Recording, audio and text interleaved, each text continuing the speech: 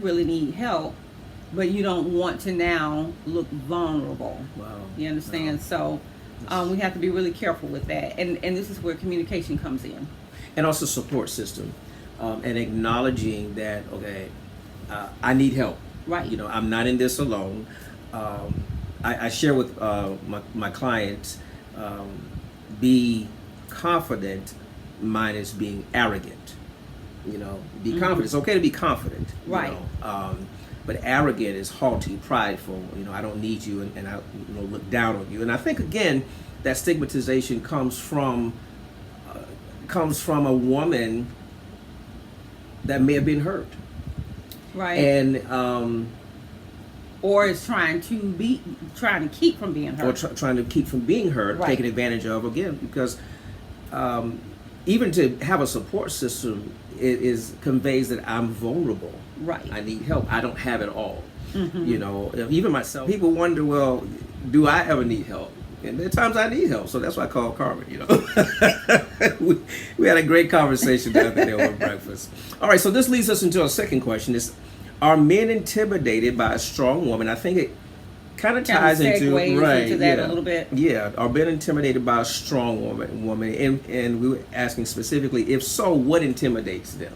So let's talk about strength in levels. Okay, I like because that. You may not be intimidated when I'm here. Mm-hmm. That doesn't mean I don't represent strength here, but can you go with me as I elevate? Mm-hmm. You understand? Can you go with me as I am ascending into another level that may be a little bit uncomfortable? Well, let me interject real quick. With that being said, I think it's important that couples, this is where dialogue is important. Mm-hmm. You know, and one of my hashtags is exhaust the friendship. The reason I say that is because how can two people walk together unless they be agreed, unless they know what the other person's vision is? Mm-hmm. That's really what it's saying. Like, when I know your vision and you know my vision, do our visions, are they complementary of one another? And we don't have to have the same vision, right? But can I see your vision and contribute to it versus detracting from it? Exactly. You follow me? Exactly. So if you have the vision to be a 7-figure woman, I like that. But if you're aspiring to do that, am I intimidated by your dream, your goal, or? Well, it depends on what you want. So if you are not comfortable mm-hmm. releasing said person to the world, mm-hmm. and if you are, at what level? Statewide, nationwide, international? Mm-hmm. Like, where is your limit? So you might be okay if the person is county to county, state to state, and you're okay with that because you know they're not too far from coming home. Mm-hmm. If they're national, you're talking days away. International, it could be as long as several weeks. So it depends on how far out you're willing to release that person, and or can you go with that person? Okay, I like that. Yeah. I like So that. when you're talking about whether or not there's intimidation, you have to say at what level. Mm-hmm. Because let me tell you where the breakup could be. You're good as long as that person's coming home at 5:00. 5:30. Mm-hmm. But when they're overnights and when they're invitations mm-hmm. and when there are opportunities that are opening up significant doors mm-hmm. in which maybe you're not necessarily getting those invites, can you be in that person's, I hate to say shadow, but can you walk with them by their side? Wow, that's all right, man. Are we listening? That's a good question, and that's also something to really consider, because where you meet me today, if I'm a person of vision, I should not be there 5 years from now. You follow me? I shouldn't be there. Everything should be progressive. So don't. And one of my points in relationship builders and relationship killers is autonomy. You have to allow room for autonomy, you know. And there's got to be a healthy communication style. Well, then a person who is coming into your space, if you are well presented they may see something in you that you don't see yourself. And they may be looking ahead at your future, and they are saying, you know what, some really huge doors are getting ready to open for you. Or and they may be okay with saying, I see this in you, and here's the deal, because I've had both. I can't go with you there. Wow. And I'm like, okay, I appreciate the fact that you recognize that. Rather than trying to hold on and then hoping you can change me, or you can redirect the direction I'm going in. Okay. You know what I mean? Okay. So that person see that, and I speak in the now, he sees that, and he's willing to step back and say, that is not for me. Wow. Now, there's a thin line between realization and counting yourself out.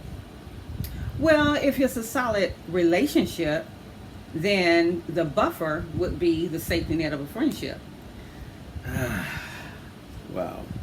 Because if you're building on a friendship, you haven't lost anything. Right.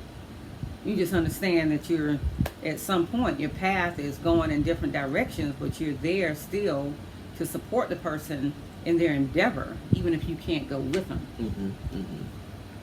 And that's where those conversations need to happen at first base. So again, exhaustive friendship. Dream together. Share your dream with the person that you're talking with. Share your dream, because they have to know your vision.